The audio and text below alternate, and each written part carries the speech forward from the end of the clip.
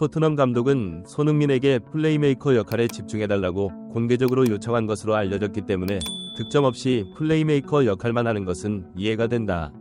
문제는 감독이 토트넘이 다른 팀보다 낫다고 생각하는 것일 수도 있는데, 토트넘은 2부 리그에서 뛰는 팀원들, 그리고 특수 보조원과 골키퍼를 투입해 이 역할을 어떻게 할 것인가? 손흥민 같은 다른 팀에 그렇게 하시겠습니까? 우선 손흥민이 없어도 자연스럽게 서로 응원하는 경기를 해야 한다. 공격과 기회 창출 모두 손흥민에게만 의존하는 현 전력으로 어떻게 1군을 유지할 수 있을까? 2부, 3부까지 진실을 알아볼까요? 최근 손흥민과 토트넘 사이에 이상한 기류가 흐르고 있는 상황입니다. 얼마 전 BBC 여러 전문가들을 초청하여 향후 F팀의 성적을 예상하는 프로그램을 진행했습니다. 해당 프로그램에서 토트넘의 성적 예상 순서가 되자 대다수 전문가들은 손흥민의 재계약이 향후 토트넘의 성적을 크게 좌우할 것이라는 반응을 일관적이게 보이기도 했는데요. 이만큼 토트넘은 현재 손흥민을 제외하면 대다수 선수들이 2부 아니 3부 리그조차 이길 수 없을 정도로 처참한 성적을 가지고 있습니다. 손흥민이 이번 시즌 만든 기회 창출이 토트넘 전체 기회 창출의 50% 차지하고 있으니 말을 다했죠. 게다가 최근에는 포스테코글루 감독까지 정신이 나가서는 손흥민의 영향력을 배제하는 움직임까지 보여 토트넘의 성적은 저 멀리 떨어지고 있는 상황입니다. 실제로 포스테코글루 감독은 손흥민의 재계약 불발을 예견하고 메디슨을 차기 주장으로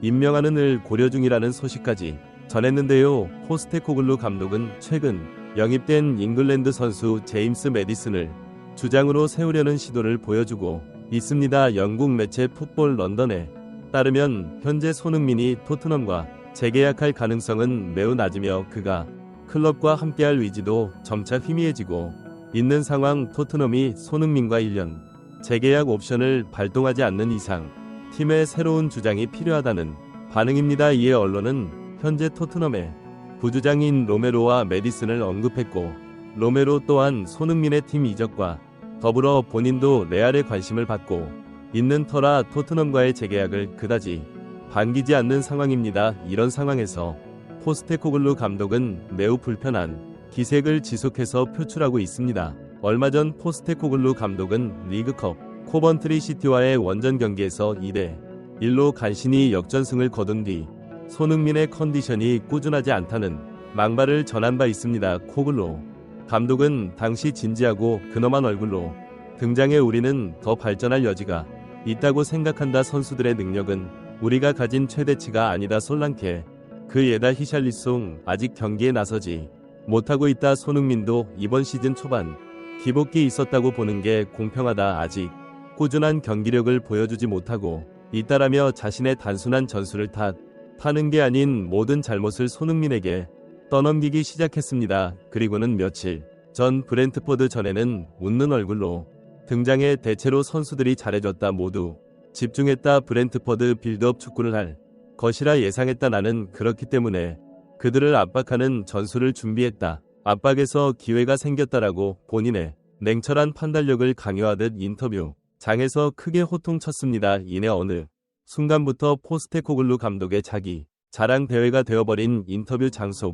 그는 손흥민의 공격성을 본인이 억제하고 있다는 충격적 사실을 전했습니다. 그는 우리는 너무 크게 손흥민에게 의존하려는 경향이 있다. 이전 존슨의 득점과 솔랑케 득점도 그렇게 생각한다. 우리는 손흥민이 없는 상황에서도 골을 넣어야 한다. 물론 이런 발언이 그가 이번 시즌을 끝으로 팀을 떠나기 때문에 하는 이야기는 아니다. 향후 토트넘에 손흥민이 없더라도 팀은 승리해야 한다. 그게 현실이다. 그렇기에 미리 예행 연습을 한다고 생각했다. 우리는 이제부터 손흥민을 패스와 볼 배급 위주로 사용할 예정이며 필요하다면 공격적으로도 사용할 것이다. 그러나 나는 메디슨과 존슨 솔랑케 같은 차기 유망주들에게 많은 기회를 주고 싶다 하며 대놓고 손흥민을 배제하겠다는 몹시 충격적인 사실을 언급했습니다.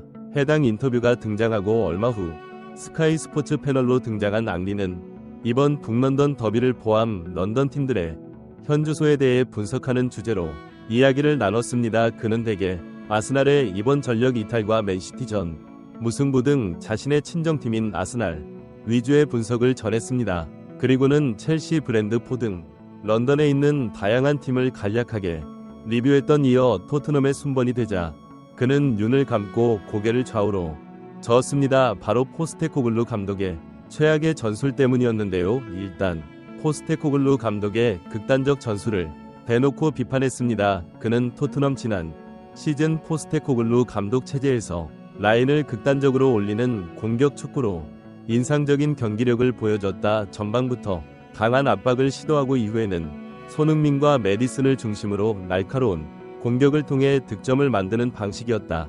해당 전술은 이전 시즌 전반 유효타를 터뜨린다 이내 파이 나타나면서 큰 힘을 잃었다며 더 이상 포스테코글루 감독의 전술이 전혀 위협적이지 않은 구시대의 산물이라는 분석을 전했습니다. 그러면서 이전 시즌과 더욱 달라진 건 손흥민의 활용에 있다는 반응인데요.